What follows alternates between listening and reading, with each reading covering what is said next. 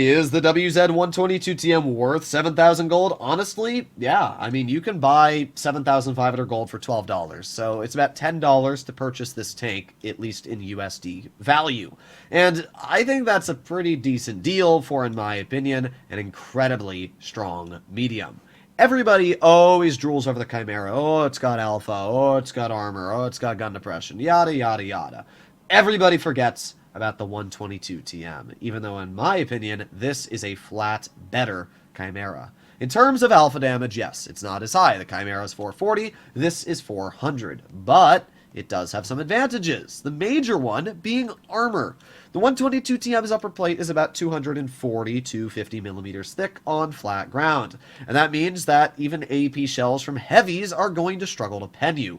Judging that this is a medium, you are essentially a heavy tank with medium tank hit points, but even a heavy gun. And we can see that. The vehicle hits for 400 damage a shot, but it has incredibly good pen. Its standard is alright at 213, but it's still pretty good for a medium. It's the heat, though, at 297 that cuts through just about everything. Its aiming time is alright, and its dispersion is also pretty okay, especially if you compare it to Soviet heavies. The vehicle features 7 degrees of gun depression, and it reaches a top speed of 45. You see, in terms of a medium, this is a very slow vehicle. That is no doubt.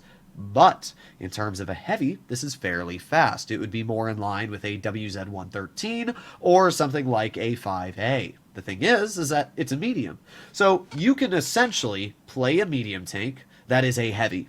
And unlike something like the T95E6, where it's a heavy that plays like a medium, you're not actually hurting your team to drive to medium side into the vehicle. You're not taking up a heavy slot, and that's incredible, because you're literally getting to bully mediums with a heavy. That's what I think of it as. And because of that, I think that this vehicle is absolutely insane. So people might disagree with me, and everybody can have their own opinions, but I believe that this is much better than the Chimera. The fact that you have so much more armor, and you don't really have much of a downside. I mean, you basically have the same DPM as a Chimera, you have more penetration, and I also think the tank looks a lot better. I really don't like the Chimera's looks that much. So we're going to see what we're able to do here.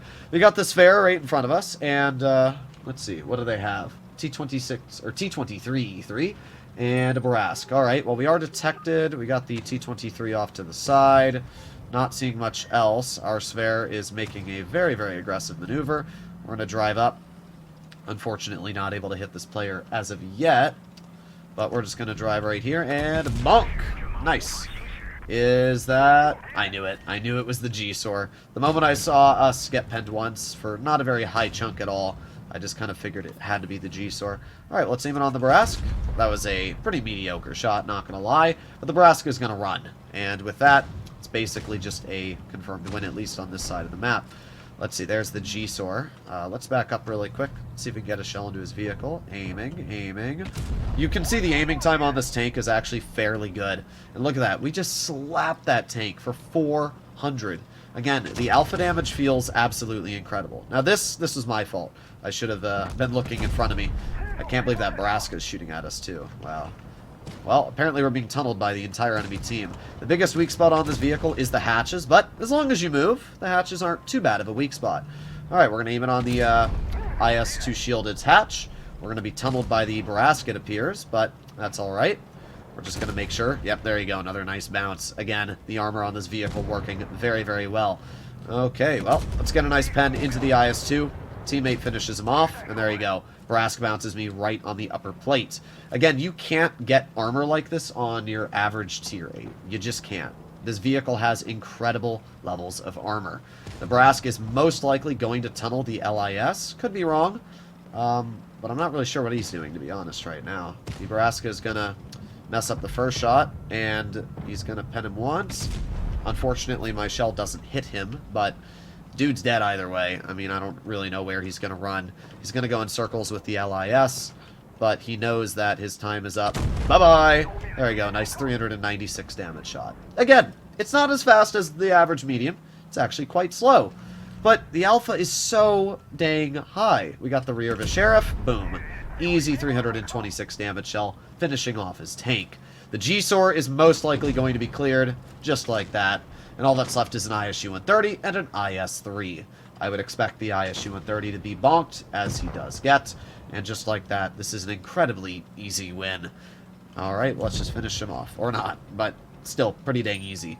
The Chimera probably would have done just as well in this situation, but it doesn't take away at all from the tank's capabilities. As you can see, the gun, pretty accurate for what it is, and we had no troubles there. 2,700. Look at the block damage, 1,500. That's pretty dang nice.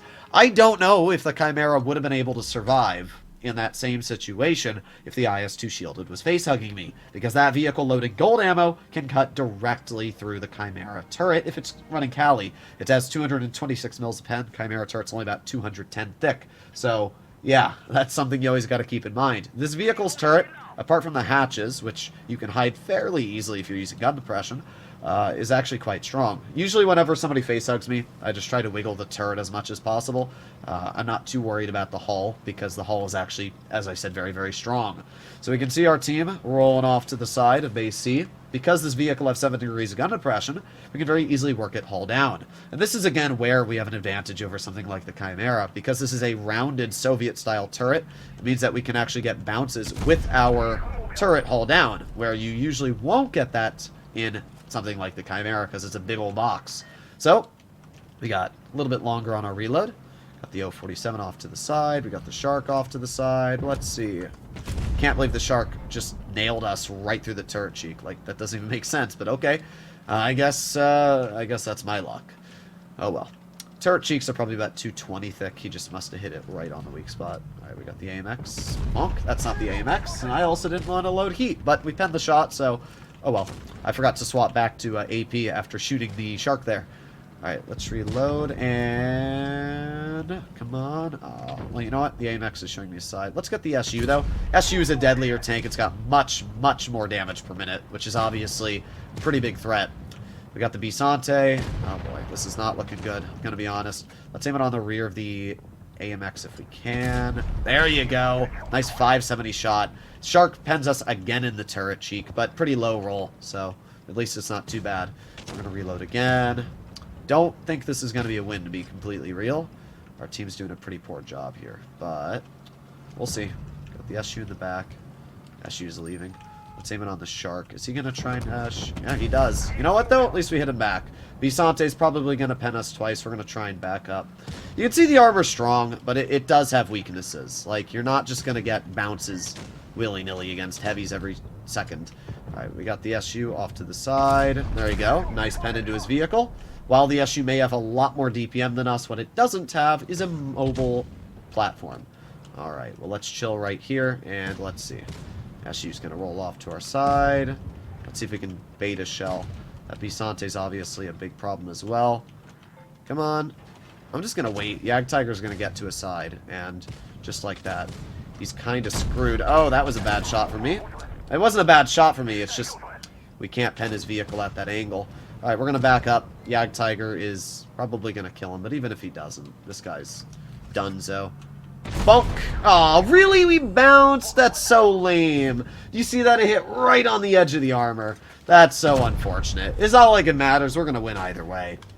I mean, honestly, I'm a bit disappointed in the turret armor that game. The Shark went right through it. It's not bad, to be fair. Like, it may look like it was a bit sussler in that game, but the turret armor is very strong. We still did 2,400 damage, we blocked 840, and I can guarantee that, again, if you compare the armor on this to something like the Chimera, there's literally no world where we would have bounced any shells in the Chimera. I'm just a bit surprised that we basically blocked nothing to begin with. If we make our way over to Armor Inspector, we can, I guess, take a look really quick. Let's see. Tier 8 China Medium 122 TM. And this is against AP. I mean, yeah, we just, I guess, got unlucky. You can see hull down, it's not weak. It's 240 mils thick. And, yeah, a Shark is not going to cut through that. Even loading heat, that's a very, very strong armor profile. So we just kind of got really unlucky, I guess. I mean, he must have been right at the edge of our angle like this and cut through. But, yeah, a little weird. Oh, well, I don't really have any complaints. The vehicle's armor did fine for the most part. This is what it looks like with an IS running gun rammer aiming APCR at a Chimera's turret with enhanced armor on. As you can see, there's literally no chance of getting a bounce. And because of that, it very easily illustrates the disadvantage you will have while driving a Chimera compared to something like this, where you actually have a rounded turret that at weakest is about 240 to 50 mils thick, and even then that's a very tricky shot to shoot. See, on a map like this, Dynasty, normally in a medium, you're like, ah, I hate playing on Dynasty. There's not enough room for me to actually flank. I just, you know. But in this tank, I'm basically a heavy, so I can just chill in the front line. Maybe not front line, but I can chill somewhat aggressive in the mid line. Wait for my team to make some moves, and we can support them. And that's why this tank just feels great. It's just such a flexible vehicle. So let's see. We got the Kanonen right in front. We're going to aim it on his vehicle. And nice. 374 shot straight into his tank. You can see that fairly good aiming time. I don't know why, but Chinese tanks always just have really nice guns in terms of aiming time, which allows you to hit some pretty nasty shots. So let's see. We got the TL7 off to the side. There you go. Easy 409 damage roll. And we back up and reload. All right. We got 5 more seconds left. AMX is going to shoot at the SMV, and oh, still not the most accurate, which is obviously something you'll have to worry about. The AMX is YOLOing the SMV. You know, that's what I do when I have a one shot of health. I YOLO the opponent, because that'll clearly go well, you know. Well, let's HE the RU. Nice 530 damage shot. Obviously, because this is a 120 millimeter, it's going to hit pretty hard with an HE shell. So, let's see. We got the Kanonen and the Jagdtiger camping in the back. Let's aim it on the Kanonen. Again, unfortunately, the accuracy will never be a strength that this vehicle has going for it. But apparently it's also not a strength for the IS-5. Really don't know what this player thought he was doing. He just kind of YOLO'd out in the open, missed his shot, and then regretted his decisions. But we got a nice shell out. This is looking to be a loss, to be completely real, but we'll see. Our IS-2 is holding the best he can. Let's see, aiming, and bunk. There you go.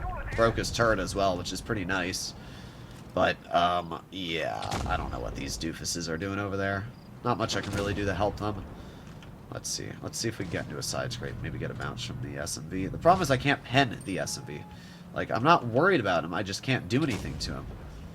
Alright, let's see. Is the RU going to do it again? Oh, maybe the IS-5 will. Bonk. There you go. Nice 403 roll. Again, this is why the alpha on this tank just feels great. Okay, so we can see at this point that their team is making some very, very aggressive moves. We have the lower plate of the SMV. Nice, easy pen. We can also see that the SMV is running the autoloader, which is pretty good for us because we don't have to worry as much about the DPM that vehicle is able to feature. We got the TL7 off to the side, and the T77 went directly into our shot. I mean, the good news is the T77 hit him. I'm going to push wide. I'm not going to worry about the TL7 right now. Dude's got a damaged Amarak. I'm going to focus more on clearing the, by far, deadly. That's just the most unfortunate circumstance I could have had. Out of all the shots I fired, by far, the most unfortunate. Alright. Good news is that we should be able to clear him, which we were. And our armor still gave us a bounce. We're up on base cap. The TL7's dead. There you go. Another nice bounce. SMV is right off to our side. He pens us once. We're going to load in a heat shell to guarantee it. There you go. Okay. We're still fine. We're still doing our job. And as we can see, this tank is still pumping out damage. Alright, now we're going to get in an angle here. Shark is going to cut off to our side, which is not a good decision for him, at least. And let's just hope that our IS-2 finishes him off, which he does.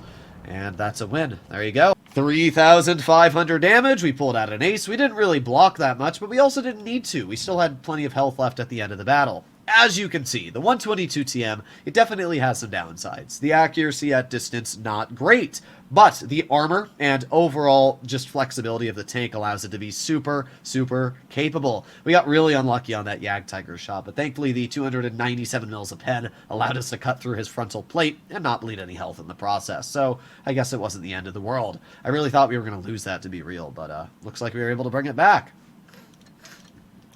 So at the end of the day, this is an absolutely fantastic tank. I wish Wargaming would give it a legendary camo, because I guarantee there could be some really good legendary camos for this tank, like the one on PC, if Wargaming just put their minds to it. But as of right now, we're stuck with whatever camo that you think looks cool. It's not the end of the world. I think the tank still is really fun. It's one of the better looking tier 8s, and I would highly recommend to pick it up. Hopefully you enjoyed today's video. See you in the next one. Bye-bye.